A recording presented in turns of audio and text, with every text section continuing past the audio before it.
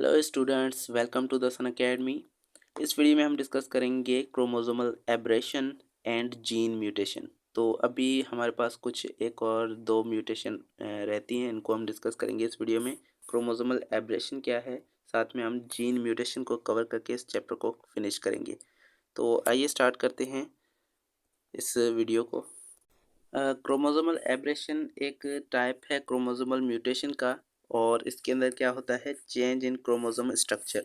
Chromosome के structure के अंदर कुछ ना कुछ चेंज आ जाता है, या फिर जीन की जो पोजीशंस होती हैं, जैसे कि जीन लोकस होती हैं हमारे पास, वो चेंज हो जाएंगी। तो जब भी क्रोमोसोम के अंदर उसके स्ट्रक्चर के अंदर या फिर उसकी जीन के पोजीशन के अंदर चेंजेस आएँ, तो उस कंडीशन को हम कहते हैं क्रोमोसोमल एब्रेशन। यहाँ क्रोमोसोमल एब्रेशन की भी कुछ टाइप्स हैं, जैसे कि यहाँ पर देखिए, एक हमारे पास है डिलीशन एंड डेफिशिएंसी, और दूसरा है डुप्लीकेशन, ट्रांसलोकेशन एंड इन्वर्जन। तो इन सभी को डिस्कस करते हैं। सबसे पहले डिलीशन और डेफिशिएंसी।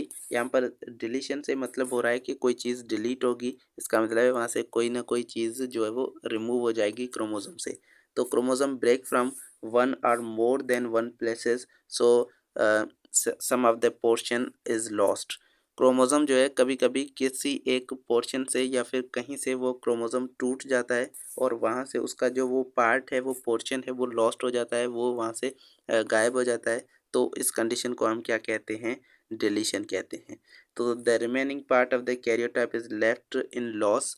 जेनेटिक मटेरियल वहाँ पर कम हो जाएगा, वहाँ पर जो कैरियोटाइप का वो क्रोमोसोम होगा, उस क्रोमोसोम के अंदर क्या होगा, उसकी साइज़ कम होगी, और उसके अंदर जो जीन्स मौजूद थे, पहले जो मौजूद थे जीन्स, वो भी लॉस्ट हो जाएंगे, वो अब वहाँ पर मौजूद नहीं होंगे। उसका जेनेटिक मटेरियल जो होगा उसके अंदर भी क्या हो जाएगी, कमी आ जाएगी, लॉस हो जाएगा। एंड इस कंडीशन को हम डिलीशन एंड डेफिशिएंसी कहते हैं। और इसके अंदर क्रोमोसोम की साइज़ क्या हो जाती है, कम हो जाती है, रिड्यूस हो जाती है। तो अगर आप यहाँ पर देखें, तो ये हमारे पास कंडीशन आ रही है। इसके अंदर क्या हो रहा है, यहाँ पर एक क्रोमोसोम एक पार्ट जो है वो यहाँ से छोटा सा क्या हो जाएगा, रिमूव हो जाएगा।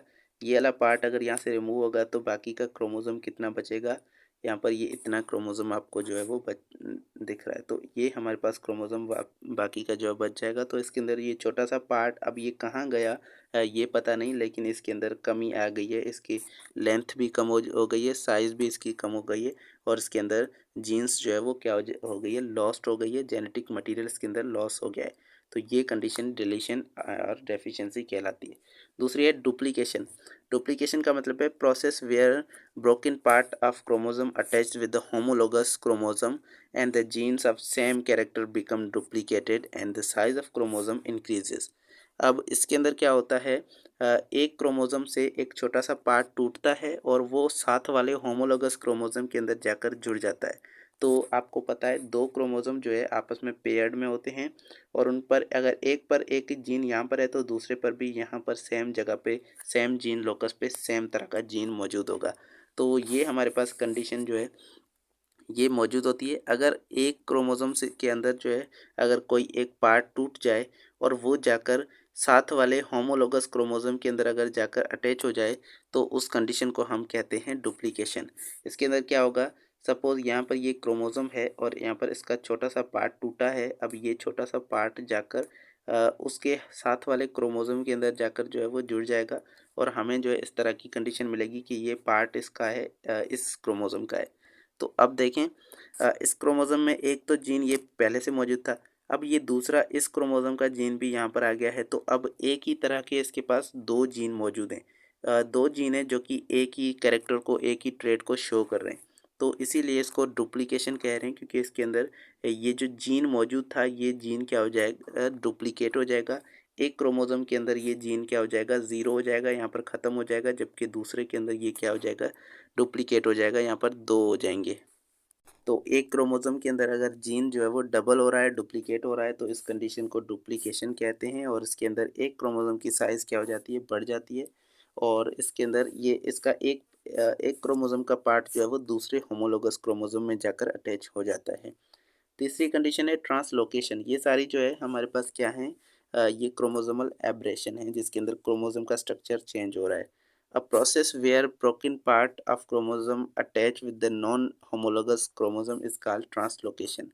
एक वो पार्ट, एक ऐसा प्रोसेस जिसके अंदर एक छोटा सा ब्रोकन पार्ट जो है वो क्रोमोसोम का वो जाकर अटैच हो जाता है एक दूसरे क्रोमोसोम के साथ, जो कि उसका होमोलोगस क्रोमोसोम नहीं है, वो किसी और क्रोमोसोम के अंदर जाकर वो अटैच हो जाता है।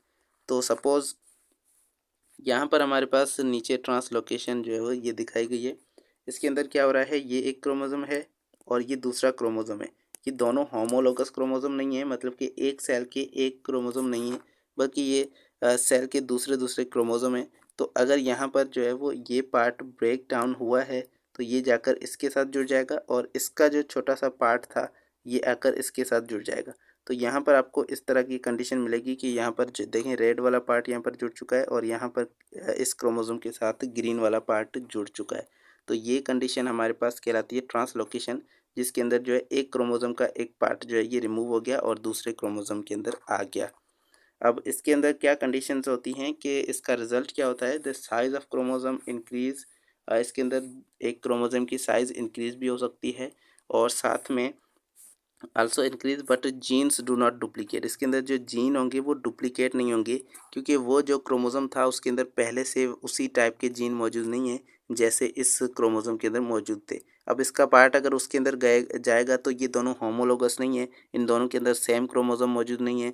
तो इसीलिए यहाँ पर कंडीशन क्या होगी कि इसके अंदर जीन जो है वो डुप्लीकेट नहीं होंगे, बल्कि जीन इसके अंदर डिफरेंट डिफरेंट प्रेजेंट होंगे। और डुप्लीकेशन के अंदर जीन जो है वो क्या होते हैं, डुप्लीकेट हो जाते हैं। जीन जो है एक ही जीन के दो कॉपीज़ वहाँ पर मौजूद होते हैं। और उसके बाद आता है इन्वर्जन। इन्वर्जन के अंदर क्या आता है, स्ट्रक्चरल वेरिएशन आती है क्रोमोसोम के अंदर। और इसके अंदर जब जब क्रोमोसोम जो है वो 180 की टर्न जो है वो लेता है, इसके अंदर एक जीन लोकस जो है वो चेंज हो जाएगा। और किस वजह से, क्योंकि क्रोमोसोम 180 डिग्री तक टर्न करेगा।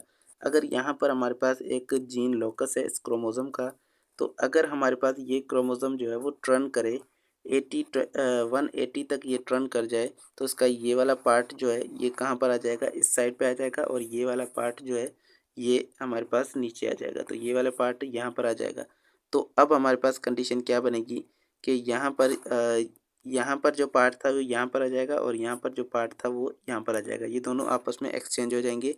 तो इसी वजह से हमारे पास क्या हो जाएगा, ये वाली बीच वाली साइड जो है ये क्या हो जाएगी, इन्वर्ट हो जाएगी, इन्वर्जन हो जाएगी। और इस कंडीशन को हम कहते हैं इन्वर्जन। तो यहाँ पर इन्वर्जन आप देख सकते हैं कि यहाँ पर क्या हो रहा है, ये जो था ये आपस में यहाँ पर इसी क्रोमोसोम में ये सिर्फ उल्टा हो जाएगा, क्योंकि इसने 80-20 का जो है वो टर्न लिया है। तो जब ये ऊपर वाले पार्ट्स जो है वो टर्न लेंगे तो बीच वाला क्या हो जाएगा, इन्वर्ट हो जाएगा। ये जो है अपनी जो पोजीशन थी उसको उल्टा कर देगा। तो इस तरह से ये जीन लोकस आपस में क्या हो जाएंगे, ये इन्वर्ट हो जाएंगे जब क्रोमोसोम 180 का टर्न लेगा। तो अब आते हैं जीन म्यूटेशन पे। What is gene mutation? Gene mutation का मतलब है एक जीन के अंदर कोडिंग के अंदर कोई ना कोई एक न्यूक्लियोटाइड या फिर कोड जो है जेनेटिक कोड वो चेंज हो जाए। तो mutation occur at a specific gene, एक जीन के अंदर ये म्यूटेशन आती है और स्पेसिफिक जेनेटिक कोड, एक स्पेसिफिक जेनेटिक कोड के अंदर कोई ना कोई चेंजेस आ जाती हैं। तो उस कंडीशन को हम कहते हैं gene mutation. Location of gene change on chromosome, ये तभी भी होता है जब जीन की लोकेशन चेंज हो जाए क्रोमोसोम पे, तब भी कोडिंग के अंदर चेंजेस आ जाती हैं और इस टाइप की ये जीन म्यूटेशन कहलाती है। तो जीन म्यूटेशन के अंदर हमेशा क्या होगा, यहाँ पर चेंजेस आ जाएंगी हमारी कोडिंग के अंदर। तो अगर आप इसको देखें तो यहाँ पर कुछ आपको एग्जांपल्स दिए हुए हैं। इसके अंदर भी ये होता है कि यहाँ पर ये आपके पास नॉर्मल है और ये म्यूटेंट है। तो इसके अंदर ये नॉर्मल डीएनए है, इसकी अगर आप देखें तो यहाँ पर आपको ये कोडिंग नज़र आ रही है और इससे जो आरएनए बनेगा वो ये आरएनए मौजूद है और इस आरएनए से जो प्रोटीन बनेगी वो इस तरह से प्रोटीन मौजूद है। ये अमीनो एसिड्स के नाम यहाँ पर मौजूद हैं। तो ये नॉर्मल पॉलीपेप्टाइड आपके पास बन चुकी है। लेकिन अगर देखें, अगर यहाँ पर क्या हो रहा है कि आपके पास यहाँ पर एक न्यूक्लियोटाइड जो है वो चेंज हो गया। यहाँ पर हमारे पास क्या मौजूद था, यहाँ पर एडेनिन था, लेकिन इस कंडीशन के अंदर यहाँ पर चेंजेस आ गई, यहाँ पर थायमिन आ गया। तो एडेनिन की जगह यहाँ पर यूरासिल होता है, लेकिन थायमिन की जगह यहाँ पर क्या आ गया, फिर से एडेनिन आ गया। तो यहाँ पर AUG ये कोड क्या था, ये एक अमीनो एसिड के लिए था जो कि था क्या, टायरोसिन। लेकिन यहाँ पर अब बन गया है क्या, AAG। और AAG क्या है, ये हमारे पास एक स्टॉप कोडॉन है। और यहाँ पर स्टॉप कोडॉन जो होता है ये वो क्या कर देता है, रोक देता है।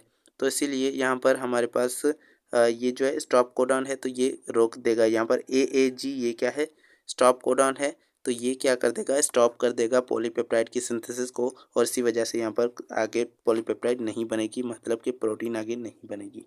थोड़ा यहाँ पर देखें तो क्या हो रहा है, देखें ये हमारे पास 3 न्यूक्लियोटाइड हैं जो कि UAU हैं, जो कि इसको शो कर रहे हैं।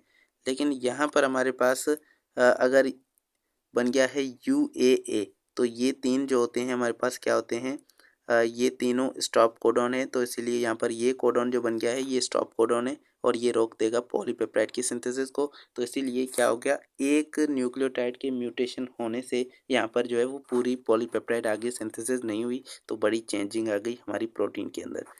अगर दूसरे को देखें तो यहाँ पर क्या हुआ है, अ, इसे कहते हैं साइलेंट म्यूटेशन। म्यूटेशन के भी यहाँ पर कुछ टाइप्स आ रहे हैं इसके अंदर। तो अगर आप इसको देखें तो यहाँ पर है G और इस जगह पर आपको पास क्या आ गया, C। तो यहाँ पर भी क्या हो गया, म्यूटेशन हो गई कि पहले यहाँ पर A मौजूद था लेकिन अब क्या आ गया, यहाँ पर G आ गया है। तो अगर यहाँ पर G आ गया है तो इसकी वजह से ये कोडॉन चेंज हो गया और जिसकी वजह से ये प्रोटीन जो बनी थी वो थोड़ा सा चेंज हो गया। लेकिन यहाँ पर अगर ये सेम है, इसका मतलब है कि ये कोडॉन भी इसी अमीनो एसिड को शो कर रहा है। तो अगर ये थोड़ा सा कोडॉन और चेंज हो जाता तो इसकी वजह से एक नया अमीनो एसिड यहाँ पर आ सकता था। इसका मतलब है प्रोटीन के अंदर भी चेंजेस आ सकती हैं। अब इंसर्शन हो रही है, इंसर्शन का मतलब है कि यहाँ पर जो एक न्यूक्लियोटाइड है वो एक नया ऐड हो रहा है। तो यहाँ पर देखें, अगर ये एक न्यूक्लियोटाइड यहाँ पर ऐड हो जाएगा तो फिर क्या होगा, पहला तो हमारे पास वही बना जो पहले था, फेनेंथेरिन। लेकिन उसके बाद सारे जो हमारे पास थे वो क्या थे, सारे अमीनो एसिड जो है वो क्या हो गए, चेंज हो गए। तो इसीलिए यहाँ पर क्या हो गया, मेजर डिफरेंस आ गया। इंसर्शन से क्या होता है, मेजर डिफरेंस आ जाता है हमारी पूरी पॉलीपेप्टाइड की सीक्वेंस के अंदर। उसके बाद है कि यहाँ पर हमारे पास फिर से एक म्यूटेशन आ रही है और इसके अंदर क्या हो रहा है कि एक न्यूक्लियोटाइड जो है वो क्या हो रहा है, चेंज हो रहा है। तो इसकी वजह से क्या होगा कि यहाँ पर हमारे पास फिर से एक अमीनो एसिड चेंज होगा कि स्लाइटली डिफरेंस आएगा इसके अंदर। लेकिन अगर एक रिमूव हो जाए तो फिर से हमारे पास पूरी पॉलीपेप्टाइड जो है वो क्या हो जाएगी, चेंज हो जाएगी, क्योंकि वहाँ पर कोड्स जो हैं वो क्या हो जाएंगे, चेंज हो जाएंगे, कोडॉन चेंज हो जाएंगे।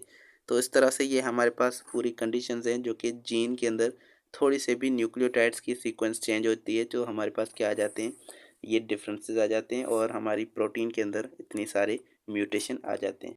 उसके बाद यहाँ पर पढ़ें तो if the change occurs at the specific genetic code this type of mutation is called gene mutation या फिर पॉइंट म्यूटेशन। अगर किसी जीन म्यूटेशन किसी ऐसी म्यूटेशन है जिसके अंदर जेनेटिक कोड पर अगर हमारे पास कोई चेंज आ रहा है तो उस स्पेसिफिक म्यूटेशन के लिए हम वो वर्ड यूज़ करते हैं पॉइंट म्यूटेशन। तो अभी हमने जो भी देखी वो सारी क्या थी, पॉइंट म्यूटेशन थी, क्योंकि जेनेटिक कोड के अंदर सिर्फ किसी एक न्यूक्लियोटाइड के अंदर क्या हो रहा है, चेंजेस आ रही हैं, तो ये पॉइंट म्यूटेशन कहलाती है। तो ये पॉइंट म्यूटेशन क्या है, एक और नाम है इस जीन म्यूटेशन का।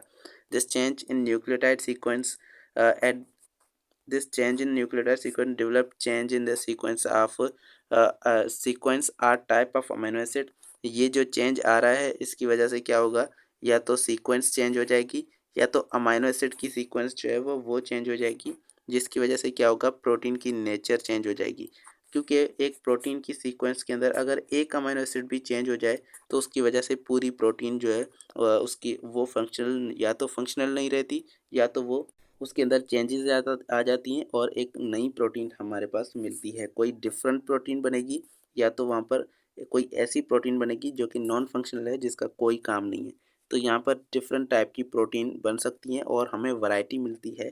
म्यूटेशन की वजह से प्रोटीन जो है वो डिफरेंट तरह की बनती है, डिफरेंट वैरायटी हमें प्रोटीन की मिलती है विच डेवलप न्यू कैरेक्टर। और ये प्रोटीन जो बनेगी वो नए नए, अगर न्यू प्रोटीन बन रही है, डिफरेंट प्रोटीन बन रही है, तो वो न्यू न्यू कैरेक्टर्स जो है ऑर्गेनिज्म के अंदर शो करेगी। और following are example of point mutation. और कुछ एग्जांपल हमारे पास हैं पॉइंट म्यूटेशन के, जो कि है सिकल सेल एनीमिया। और एक और है, उसको हम नेक्स्ट वीडियो में डिस्कस करेंगे।